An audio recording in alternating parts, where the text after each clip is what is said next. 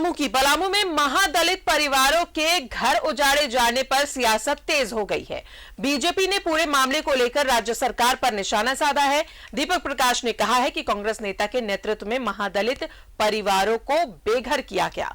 वहीं राष्ट्रीय अनुसूचित जाति आयोग ने प्रशासन की भूमिका पर सवाल उठाए हैं। रिपोर्ट देखिए। पलामू में महादलितों पर अत्याचार पर सियासत। बीजेपी ने राज्य सरकार पर साधा निशाना। कहा कांग्रेस नेता के नेतृत्व में उजाड़े गए घर। पलामू के पांडू थाना क्षेत्र में महादलित परिवारों पर अत्याचार को लेकर बीजेपी ने सरकार पर निशाना साधा है। दीपक प्रकाश ने कहा है कि मुरुमातू में 179 सालों से महादलित परिवार रह रहे थे, लेकिन कांग्रेस नेता के नेतृत्व में दबंगों ने उनके घर को उजाड़ दिया। इसरार अहमद जो कांग्रेस का कार्यकर्ता है, कांग्रेस का सक्रिय नेता है, वहां पर पिछले चुनाव में वहां के उम्मीदवार के लिए महत्वपूर्ण भूमिका जिसने अदा की, उस कांग्रेसी कार्यकर्ता के नेतृत्व में वहां के बच्चों को अपहरण करने का काम किया गया। छोटे छोटे बच्चे, 2 साल, 2.5 साल, 3 साल के बच्चे को, और उन बच्चों को एक साथ एकत्र करके छतरपुर, वहां से काफी दूर घनघोर जंगल, उस घनघोर जंगल में उन बच्चों को ले जाकर के फेंकने का काम किया। इतना ही नहीं, दीपक प्रकाश ने आरोप लगाया है कि अब बेघर किए गए महादलितों का प्रशासन द्वारा नया आधार कार्ड बनाया जा रहा है, जिसमें उनके पते बदले जा रहे हैं। एक नया आधार कार्ड बनाने की का काम वहां के जिला प्रशासन के वहां द्वारा हो रहा है, और जिला प्रशासन क्या कर रही है? आधार कार्ड को बनाने का काम करने के साथ उनके पते में परिवर्तन करने का काम कर रही है। जिस गांव में वो व्यक्ति अब उसके पूर्वज रहते थे, उसका पता नहीं, बल्कि पांडु नाम का दूसरे स्थान का पता बताया जा रहा है। पांडु के मुरुमातू में महादलित परिवारों पर दबंगों का अत्याचार। जेसीबी से उजाड़े आशियाने, ट्रैक्टर पर बैठाकर लोगों को जंगल में छोड़ा। लाइन में खड़ा कर महादलितों के साथ मारपीट का आरोप। घरों में रखे अनाज और राशन को फेंकने का भी आरोप। राज्यपाल ने पलामू डीसी से मांगी थी पूरी रिपोर्ट। करीब 150 लोगों के खिलाफ दर्ज की गई है प्राथमिकी। अब तक मुखिया इसरार अहमद समेत 3 लोग गिरफ्तार। पांडु के मुरुमातू में महादलित परिवारों के आशियाने को तोड़ा दिया गया, साथ ही उन्हें जंगल में छोड़ दिया गया। इस घटना पर राष्ट्रीय अनुसूचित जाति आयोग ने संज्ञान लिया है। आयोग के उपाध्यक्ष के नेतृत्व में एक टीम ने पीड़ित परिवारों से मुलाकात की और उनसे पूरी घटना की जानकारी ली। एनसीएससी के उपाध्यक्ष ने पूरे मामले को लेकर जिला प्रशासन पर भी सवाल उठाए।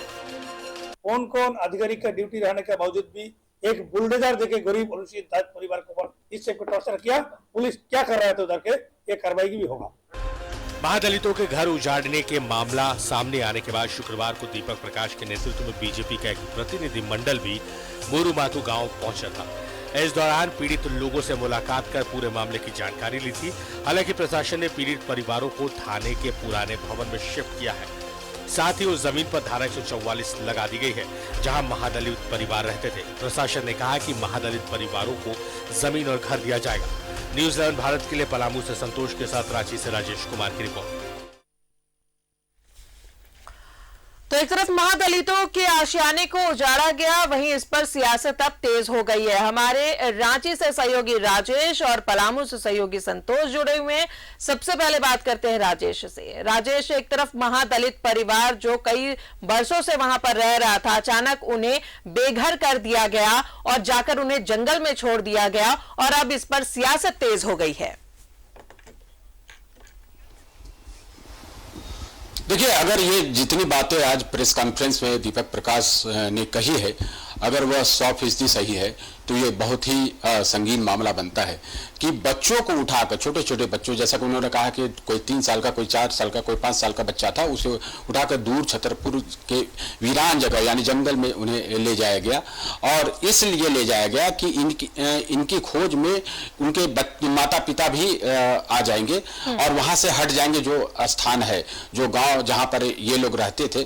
तो ये बड़ा ही गंभीर मामला है और ये सभी लोग महादलित हैं और वर्षों से, दशकों से कहें तो वो वहां रह रहे थे, पुश्तैनी आवास था। ये अलग बात है कि वो सरकारी गैर मजरूआ जमीन थी, लेकिन जब आप जानते हैं कि किसी भी जमीन पर एडवर्स पोजीशन भी बनता है कि कोई अगर 12 साल से अधिक समय से रह रहा हो तो एडवर्स पोजीशन बनता है। कानून के मुताबिक उन्हें बेदखल नहीं किया जा सकता। अगर प्रशासन को जरूरत हो ऐसे भूखंड को खाली करवाने की, वो भी सरकारी कार्यों के लिए, सार्वजनिक हित के लिए, तो उनके पुनर्वास की व्यवस्था की जाती है। तो जिस प्रकार से बीजेपी का आरोप है तो ये गंभीर मामला है।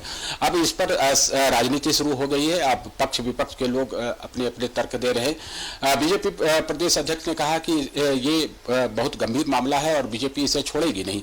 और कल वो वहां गए भी थे, पूरा डेलीगेशन एक गया था उनके नेतृत्व में, उसमें पदाधिकारी थे, स्थानीय जिलाध्यक्ष वगैरह सभी लोग थे।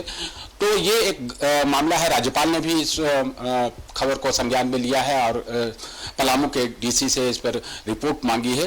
तो देखिए क्या सच्चाई है। इसमें यह भी एक आरोप लग रहा है कि जो वहां रह रहे थे उनके एड्रेस बदले जा रहे हैं, उनके एड्रेस को कहीं और बता के किया जा रहा है ताकि उनका ये हक ना बने कि इस जमीन पर वो रह रहे थे। तो ये कहीं न कहीं अगर इस 100% सच्चाई है इन सब आरोपों में, तो ये एक साजिश है और कहीं कोई इसके पीछे जरूर है, कोई बड़ी शक्ति है इसके पीछे। इसलिए इसकी जांच होनी चाहिए और जांच सरकार कराएगी। मुझे लगता है कि सरकार भी काफी संवेदनशील होती है इन सब मामलों पर। जहां गरीब हैं, जहां दलित हैं या आदिवासी हैं, उनके हितों की रक्षा के लिए यह सरकार ज्यादा आगे बढ़कर काम करती है और ऐसे मामले पर जरूर सरकार गंभीर होगी और इस पर रिपोर्ट लेकर या चीजों को समझकर इस समस्या का समाधान निकालेगी। राजदा, चलिए अब जरा पलामू से सहयोगी संतोष भी जुड़े हुए हैं। संतोष, अगर पीड़ित परिवारों की बात करें, अभी कहाँ है वो? हेलो जी संतोष, आवाज आ रही है? मिल रही है आपको आवाज?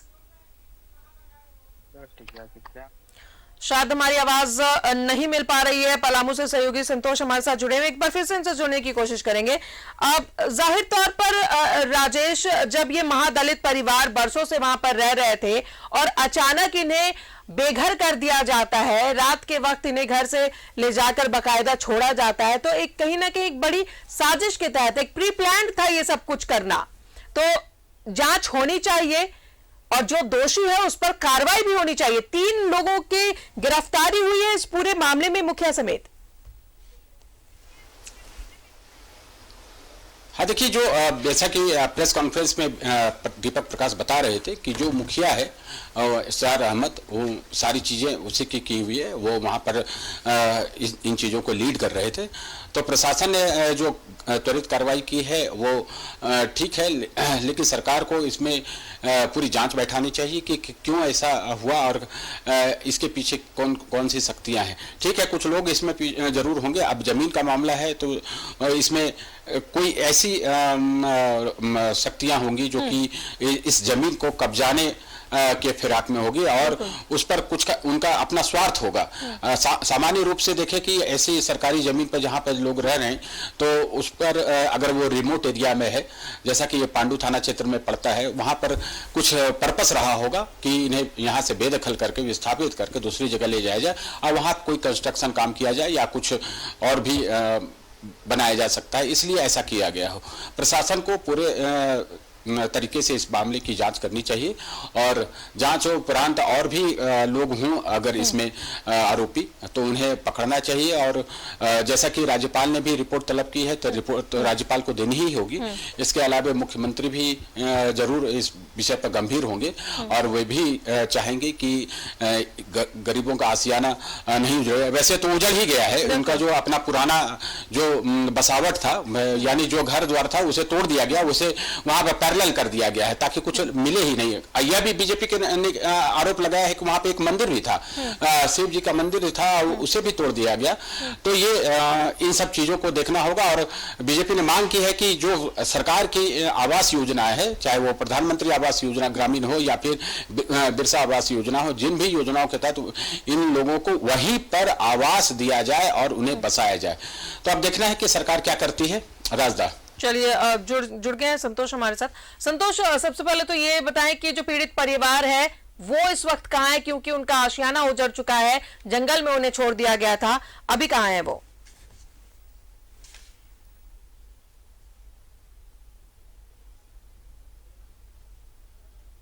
संतोष, आपको आवाज मिल रही है हमारी? संतोष, आप सुन पा रहे हैं? तो राजेश, संतोष तक हमारी आवाज नहीं पहुंच पा रही है। अब चूंकि राज्यपाल ने रिपोर्ट मांगी है पलामू डीसी से, तो अब देखना यह होगा कि पलामू डीसी कब तक रिपोर्ट सौंपते हैं और जो इसके जिम्मेदार व्यक्ति हैं जिन्होंने ये हरकत की है, महादलितों को घर से बेघर किया है, उन दोषियों पर कार्रवाई होनी चाहिए, ताकि कहीं ना कहीं कभी ऐसा भी होता है कि इस तरीके से भूमाफिया भी सक्रिय होते हैं और ऐसे जो कमजोर तबके के लोग होते हैं उन पर वो दबाव बनाते हैं। हाँ, देखिए, गरीबों के लिए तो जो दबंग होते हैं वो कहीं न कहीं सॉफ्ट टारगेट उनके लिए होते हैं और उन्हें किसी भी प्रकार का प्रलोभन देके या किसी प्रकार का झांसा देकर उनसे कुछ भी करवाने के लिए वो प्रवृत्त रहते हैं। तो इन सब चीज़ों को देखना होगा कि आखिर ये मामला कैसे बना। और चूंकि किसी की रैयती जमीन नहीं थी, ये लोग वहाँ दशकों से रह रहे हैं और वहाँ अगर रह रहे हैं तो फिर किसी और का हक कैसे बन सकता है? तो और गैर मजरूआ जमीन होने के बावजूद किसी की रैयती जमीन नहीं है, ये स्पष्ट है। अब ऐसे में किसी को कहा जा रहा है कि 15 घर थे और 50 परिवार, ऐसे इन लोगों को अगर हटाया गया है तो कौन है इसके पीछे? इन सब चीज़ों को राज्यपाल ने रिपोर्ट मांगी है। अब राज्यपाल को डीसी रिपोर्ट क्या देते हैं ये तो पता चलेगा बाद में, लेकिन मुख्यमंत्री के स्तर से भी रिपोर्ट की मांग की गई होगी। वैसे इसकी आलोचना हो रही है इस तरह के घटनाओं की, और भी जो संगठन है उसके विरोध में आए हुए हैं कि किस प्रकार से यहाँ पर यह घटना हुई है। और सीधा सीधे आरोप लगा है कांग्रेस पर। कांग्रेस के बारे में कहा गया है कि जो कथित नेता हैं उन्हीं के इशारे पर सारी चीज़ें हुई है।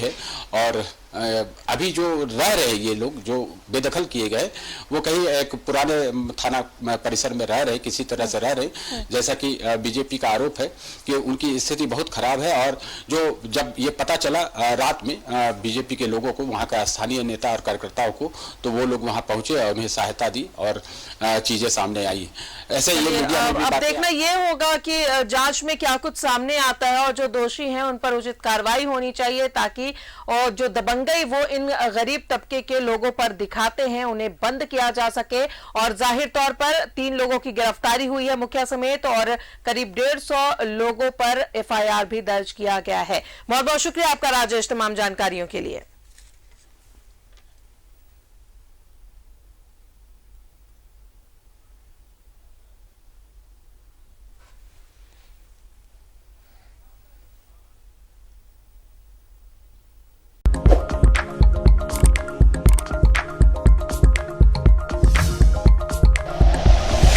Like and share videos, subscribe करें हमारा चैनल और प्रेस करें बेल आइकॉन। News 11 भारत, सच है तो दिखेगा।